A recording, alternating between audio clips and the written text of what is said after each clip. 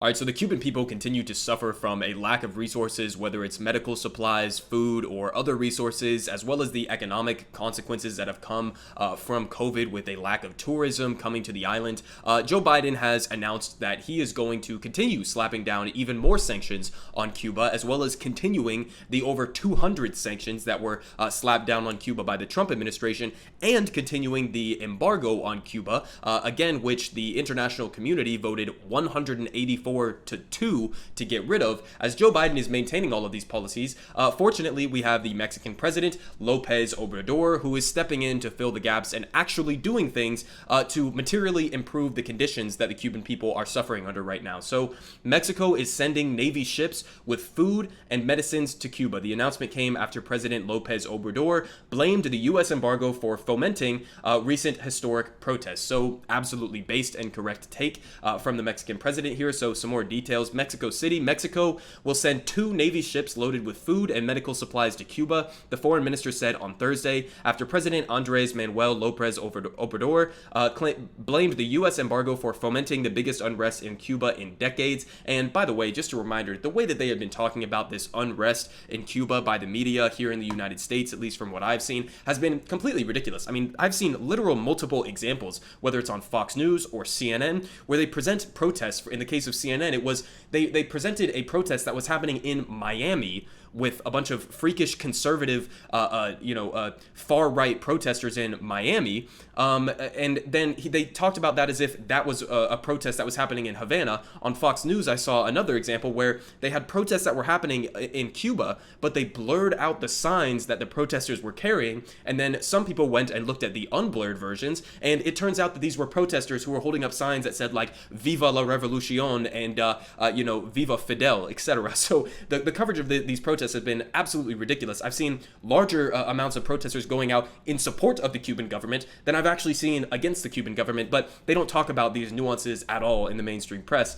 But continuing on as to what Mexico is doing here, the ships will leave the port of Veracruz in the Gulf of Mexico on Sunday, taking syringes, oxygen tanks, and masks, along with powdered milk, cans of tuna, beans, flour, cooking oil, and gasoline, so just a lot of the essential items there. And the shipments exemplify Mexico's policy of international solidarity, and it will keep offering humanitarian aid to help Latin American and Caribbean countries tackle the coronavirus pandemic, the foreign ministry said in a statement. So, radical idea there of actually showing solidarity with people in other countries instead of trying to enforce your own imperialist will on the people of those countries. It's a radical concept here, but one that we could probably learn from. And they continue, the loading of the cargo began early on Thursday, said Marisa Lopez, a spokesperson for the office of the mayor, and the preparation came on the same day that the U.S. government announced sanctions again against the Cuban security minister and a special forces unit for their alleged role in the crackdown on the anti-government protests that began this month. So listen, I'm going to give my commentary without even really diving into the details of what Cuban police have been doing over the course of these protests,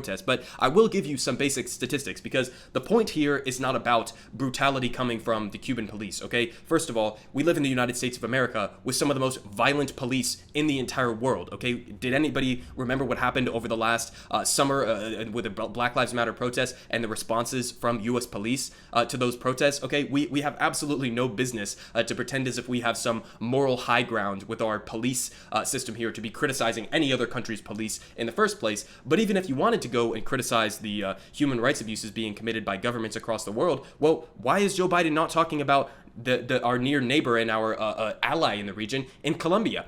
Well, Colombian police respond to protests with bullets and death toll mounts. The eruption in anger in Colombia, where at least 24, and this is an outdated number, now it's over 70 that have been estimated killed in these protests in Colombia over the last couple months, as the government cracks down on protests, could spread to other countries in the region that share the same combustible conditions. So listen, these protests in Colombia have been happening for months and months and months, but these protests happen to be against the right-wing, U.S.-backed puppet regime in Colombia. So guess what? Joe Biden is silent about this. He doesn't care about human rights abuses. That's the point I'm trying to get across. He cares about enforcing his imperialist will on whatever governments refuse to bow down to U.S. capitalist interests. That's the actual dynamic that's going on here. It has nothing to do with brutality coming from the Cuban police. You could criticize that as a standalone thing, but I'm trying to get you guys to understand and flip the narrative here, because the United States does not care about human rights abuses, especially coming from the police. If you wanted to sanction a government official officials for allowing for police brutality, sanction your goddamn self, Joe Biden. I mean, sanction Trump, sanction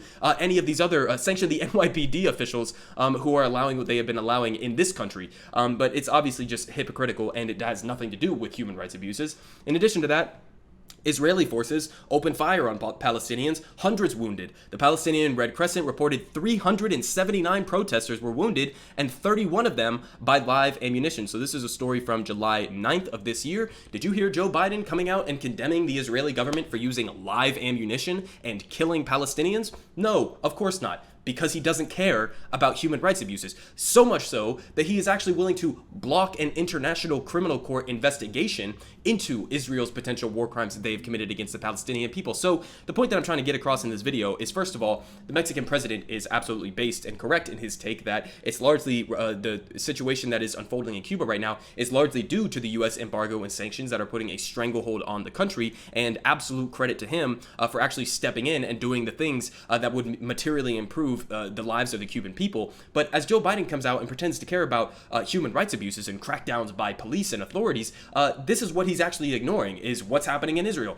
what's happening in Colombia. And the point of this isn't to just do a whataboutism. The point is to show you he doesn't care about human rights abuses. If he did, he would be calling out some of our closest allies, and he refuses to do that. He never calls out Saudi Arabia for their human rights abuses. He never calls out Colombia for their human rights abuses. He never calls out Israel for their human rights abuses. But he somehow focuses in on these Cuban protests, of which I've seen no reports of anybody dying, while he's simultaneously ignoring Palestinians being shot with live ammunition, Colombian protesters being shot dead in the streets by the dozens over the last couple of months, and he doesn't talk about it. And again, he doesn't talk about it because the priority of the U.S. government in this situation regarding Cuba is not to promote freedom and democracy or human rights. None of that. The purpose of the U.S. government right now, and what their stance is towards Cuba, is to facilitate, to strangle the Cuban people, so much so that they can facilitate the conditions necessary for an overthrow of the Cuban government and an installation of a U.S. puppet regime that will serve the interests of our capitalist owners.